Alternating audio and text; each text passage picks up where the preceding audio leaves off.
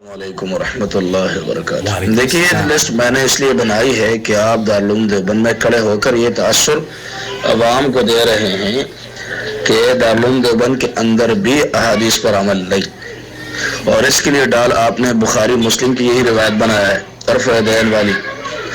تو اگر ان احادیث پر عمل نہ کرنے کی وجہ سے دارالعلوم دیوبند کے اندر احادیث پر عمل نہیں ہوتا، بنیاد یہی حدیثیں ہیں، تو یہی احادیثیں تو آپ کے لیے بھی بنیاد ہے، پھر تو آپ بھی ان حدیث پر عمل نہیں کرتے، تو پھر دارالعلوم دیوبند کے حوالے سے یہ تاثر دینا یہ انصاف ہے؟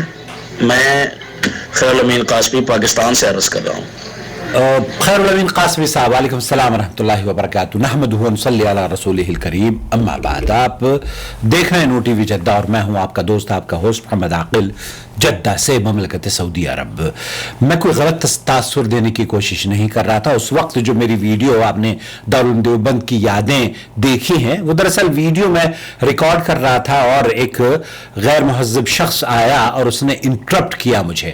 آخر میں آ کے اس نے میری نواسی منال ریکارڈنگ کر رہی تھی، حالانکہ دارالعلوم دیوبند اور ہندوستان کی تہذیب یہ ہے کہ خواتین کا، یا مسلمان اسلام کی ثقافت یہ ہے کہ ہم عورتوں کا بہت عزت اور ان کی احترام کرتے ہیں، لیکن وہ شخص آیا اور اس نے آ کر جیسے حملہ آور ہوتا ہے اس طریقے سے اس نے حملہ کیا۔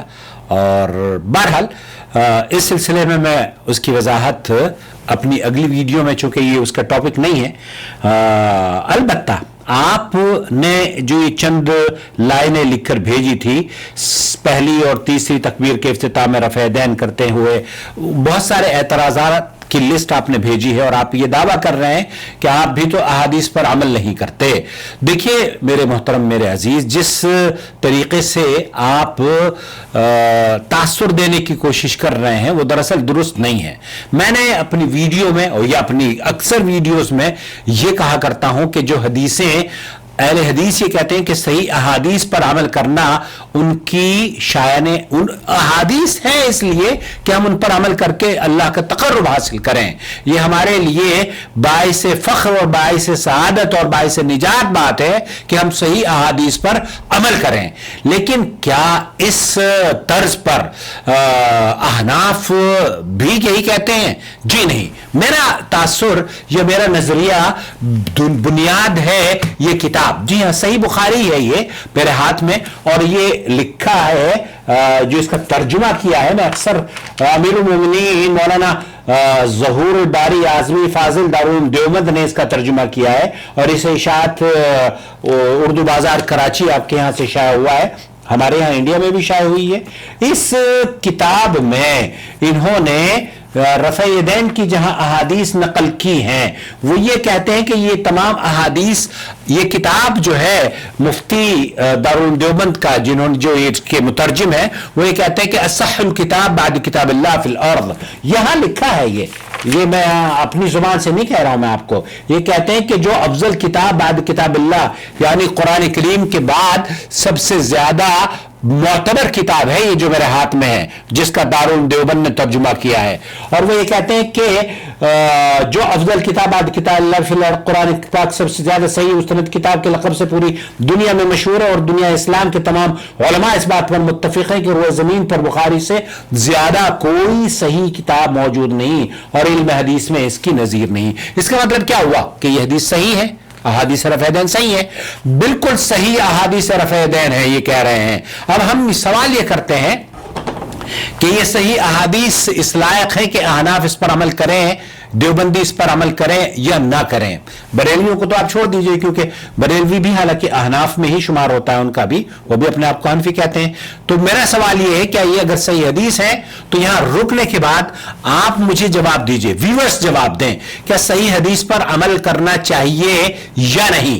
اگر آپ کا یہ جواب ہے کہ نہیں کرنا چاہیے تو پھر آپ اپنے ایمان کی सलामती की दुआ करें।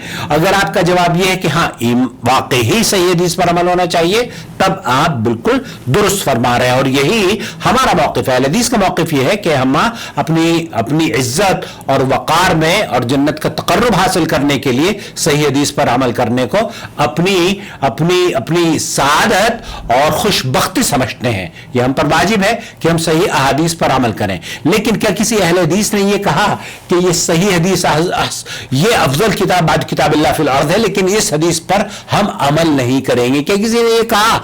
बल्कि यहां दारुल देवबंद के जो मौलवी साहब हैं उन्होंने ये हदीसें नकल की हैं। कहते हैं कि हमसे अब्दुल्लाह इब्न मसलमा ने हदीस बयान की मालिक के वास्ते से, वो इब्न शिहाब से, वो सालिम इब्न अब्दुल्लाह से, वो अपने वालिद से कि रसूल अकरम सल्लल्लाहु अलैहि वसल्लम जब नमाज शुरू करते तो अपने दोनों हाथ मूंढों तक उठाते, और इसी तरह जब रुकू के लिए तकबीर कहते और अपना सर रुकू से उठाते, दोनों हाथ भी उठाते। रुकू से सर मुबारक उठाते हुए आप कहते थे कि समी अल्लाहु लिमन हमिदा रब्बना वलकल हम्द। रफ़ यदैन सजदे में जाते वक्त नहीं करते थे।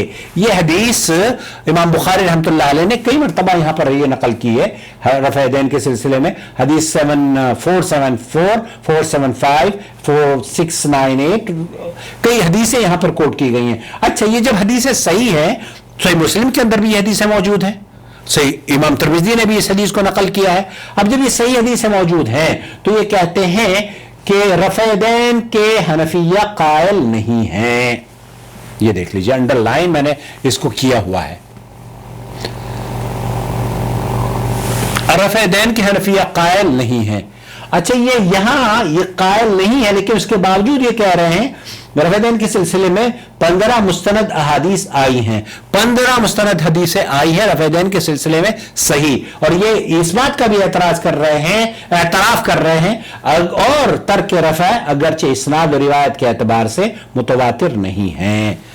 तर्क रफ़-ए-दैन मुतवातिर सही अहादीस से साबित नहीं है। यानी कि दूसरे अल्फाजों में अगर आप सुनना चाहें तो ये कि अगर हम कंपेयर करें अहादीस रफ़-ए-दैन और अहादीस रफ़-ए-दैन न करना, तो रफ़-ए-दैन करने की हदीसें मुत्तफ़क़ुन अलैह बुखारी और मुस्लिम की रिवायत है। असहुल किताब बाद किताबिल्लाह फिल अर्ज़ सही किताब का हवाला दे रहे हैं।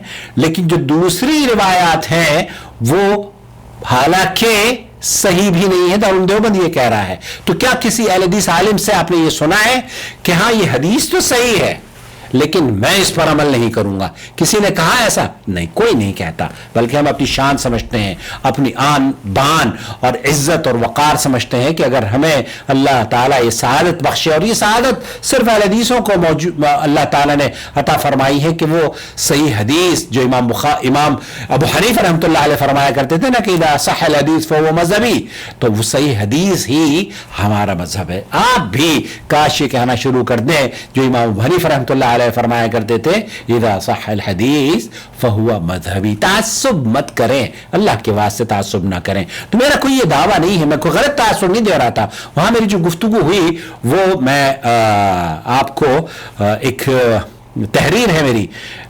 1995 की गालिबन वो तहरीर है, वो जो जिस गुफ्तगू का तज़किरा मैंने किया है ना, मेरी डायरी के चंद सफ़हात, वो मैं इंशाअल्लाह जल्द ही आपकी खिदमत में उसको रिकॉर्ड करने की कोशिश करूंगा। और दारुल देवबंद में क्या वाक़या पेश आया जो मेरी नवासी के आके उसने कैमरे को ऐसे बंद किया है निहायत ही गैर महज़्ज़ब तरीके से, उसकी डिटेल भी मैं आने वाले दिनों में आपकी खिदमत में पेश करूंगा तफसील से। दारुल देवबंद हमारा अपना इदारा है, हम उसकी कदर और इज्जत करते हैं, हमारे बच्चे वहाँ पढ़ते हैं, हमारी नस्लें वहाँ सुधर रही हैं। हम सिर्फ इतनी सी दरख्वास्त करते हैं कि हम इन बच्चों को सिर्फ ये नसीहत करें कि कुरान हदीस पर अमल करें, तासुब ना करें, और उन्हें यही सीख दें ताकि शम्मा तौहीद और शम्मा रिसालत से हिंदुस्तान और क़ुर्ब जवार के जितने भी ममालिक हैं वो सारे के सारे जुगनू की तरह से चमकना शुरू हो जाएं। क्या ख्याल है आपका? वस्सलामु अलैकुम वरहमतुल्लाहि वबरकातुहू।